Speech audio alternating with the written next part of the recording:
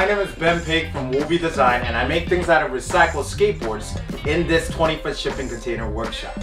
In my last video, I remodeled this entire shop, and if you haven't seen that video, it's right up here. With space being limited, I had to make room for more storage and have better organization. So I remade all the shop furniture and moved things around, and this is what I ended up with. And it doesn't seem like much has changed, but there's so much more room compared to how it was before. And now I have an air conditioner.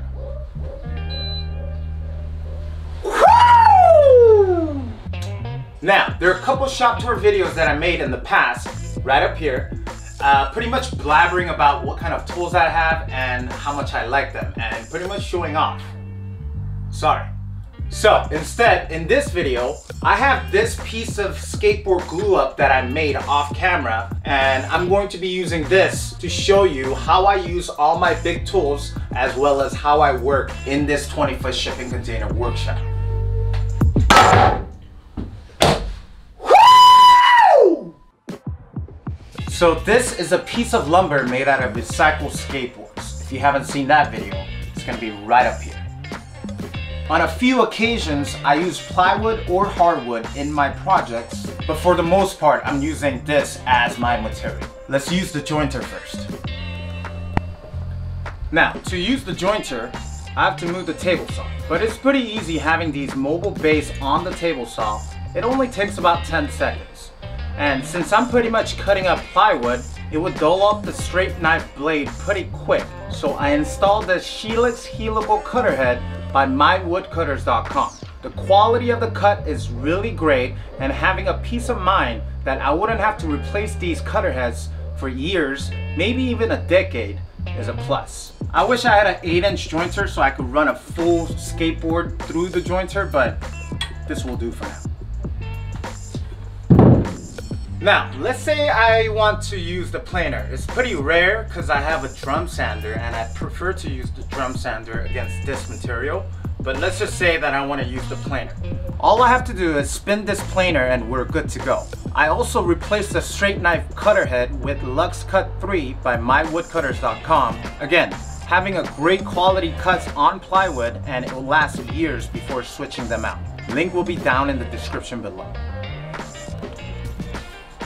Once I have it nice and flat, I'll probably resaw this, and that's why I have this massive bandsaw. I have it on a mobile base, so it's fairly easy for me to move it in position, and the entire setup takes less than a minute. I also learned how to set up my bandsaw for resawing with Jonathan Katz Moses right up here, and I have been consistently getting great results. I'm also planning on cutting up a lot more veneers for panels so I can make bigger furnitures.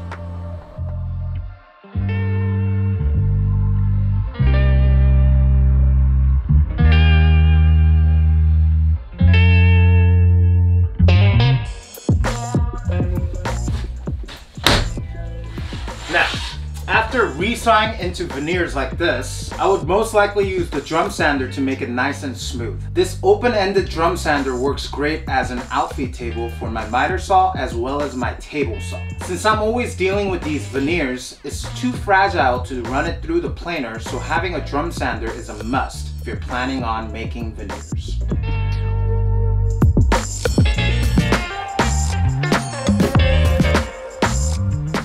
Now, once I have these veneers sanded, I'd probably do some cuts on the table saw. I removed the outfeed table, but so far, I don't really miss it. The workbench is close enough to be an outfeed table, and once I install a vise, I can make some sort of removable outfeed table for larger materials. When it comes to ripping capacity, I can rip up to 27 inches, but the length isn't really a problem. As for cross-cutting long materials, I can also turn the table saw and cross-cut or cut dados.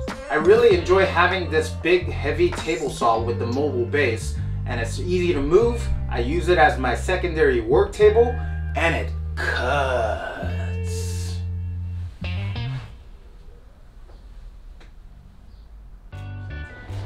I love the magnet. Right? I don't understand why you can't do this stuff for the house.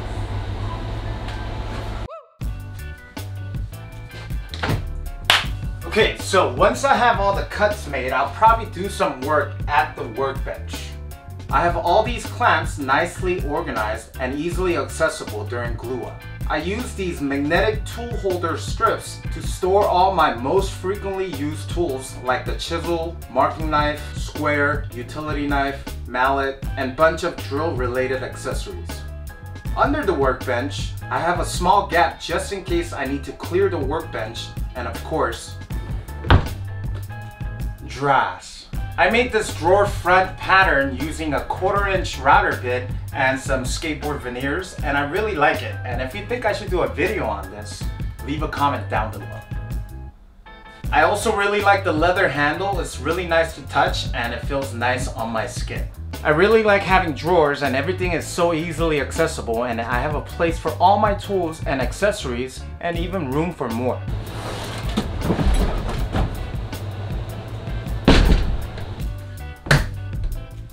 The flip up lathe stand. This was inspired by Izzy Swan video right up here, and this is probably the biggest change with this remodel. I had the Harbor Freight lathe and it was just too big, and the only reason why I even had that lathe was for baseball bats, but I already made that video and I could always just add an extension to this lathe. But I'll probably just stick to turning bowls and handles and smaller projects.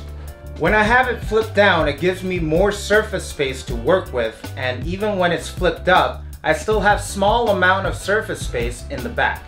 Now for the dust collection, I upgraded to 1250 CFM from ROCKLER and I moved it to this corner of the shop. It's much quieter dust collector even though it's double the power. The remote is included in this model, and having it in this corner opens up the space a bit more, which makes the shop look bigger than it actually is. And with the lathe gone, I can store the dust drum here, which makes it easier to empty out. As for the skateboard storage, I made it using nicer plywood and maximize the space. The top surface of the bottom shelf works as an outfeed wing for the miter saw, and I have more space in the back here as well for storage. As for the top shelf, I used to have 3 rows of skateboard storage, but now I have 4 rows of skateboard storage.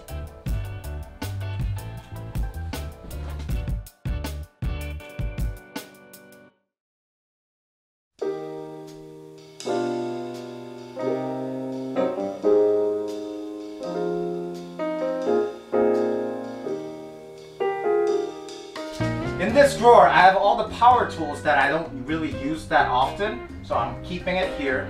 And I also have a drawer full of all the miscellaneous screws and bolts and whatever it is, it's all in here. I have the miter saw here, the drill press is here. I always keep the drill right over here as well. I have more drawer space down here for drill bits, and I have drawer full of CNC machine related stuff in here. And I even have more drawers on the ground of all the stuff that I bought over the years. Nice. I also moved the CNC machine under the miter saw, and it's an exact fit. Like there's no room for any play whatsoever.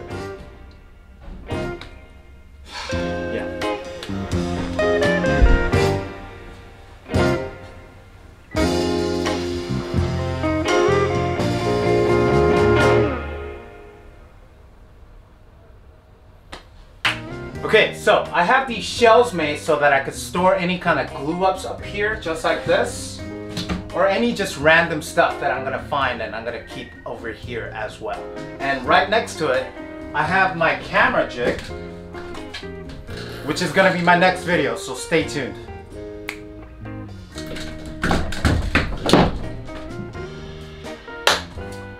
And that's about it. I really like how it turned out, and I can really feel the improvement in this space and the flow of this shop. I hope this inspires you to stop complaining about having a small shop and start appreciating what you have and how you could improve it to make it work for you. And if you don't have a shop yet, that's okay. But I hope this shop layout inspires you to design your future shop so you don't have to spend an arm and a leg to get a bigger space. Cool?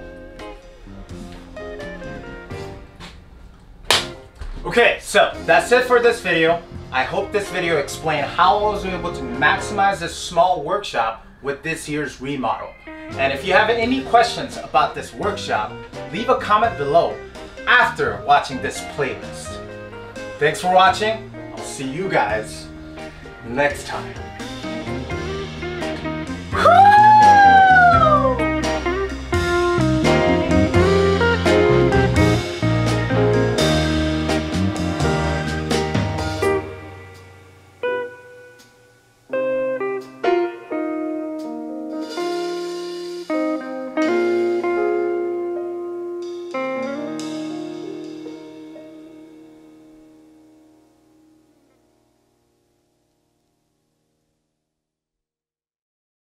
It's a lot of Paul Jackman in this place. It's very creepy. I gotta worship my idol. I should marry him. I should. Oh, are At these least little? you won't be nagging all the time. You never know.